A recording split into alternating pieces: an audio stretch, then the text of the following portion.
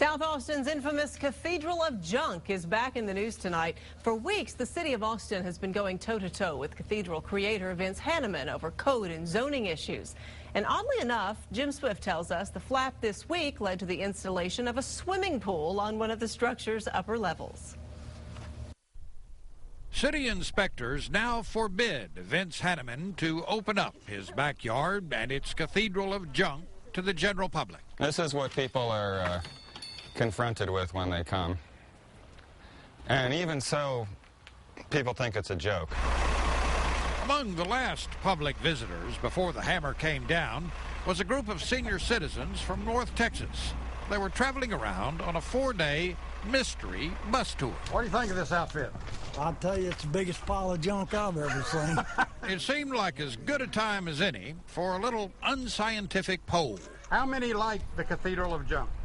Oh, it's unusual and different. This used to be a domed room here. I don't know if you remember, But the cathedral gets less different every day as Hanneman bows to the demands of city staff. They said, I can't have posted hours. Fine, no posted hours.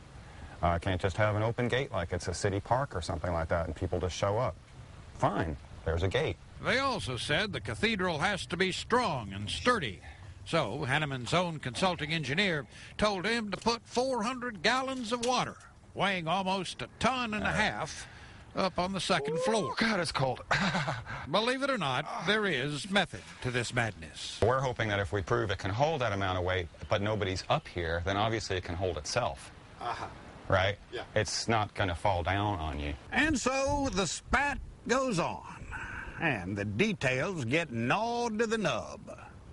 But you have to wonder, behind all this mess, is there not something bigger, deeper, or fundamental going on? Well, it's money, of course. Things have gotten too expensive and too valuable, and I think it's a lot of people who don't necessarily come from here and don't necessarily have the community in mind when they come here to make money, and they're not necessarily planning on staying here either. And I think, you know, Austin doesn't really deserve the label that it's been claiming for itself. You know, we're weird and we're cool and all that stuff. You know, prove it. Come on. So while Hanneman continues to negotiate with city officials, he is also planning a new junk project. He won't say where just yet, other than to say it will be built just beyond the city limits. Jim Swift, KXAN, Austin News.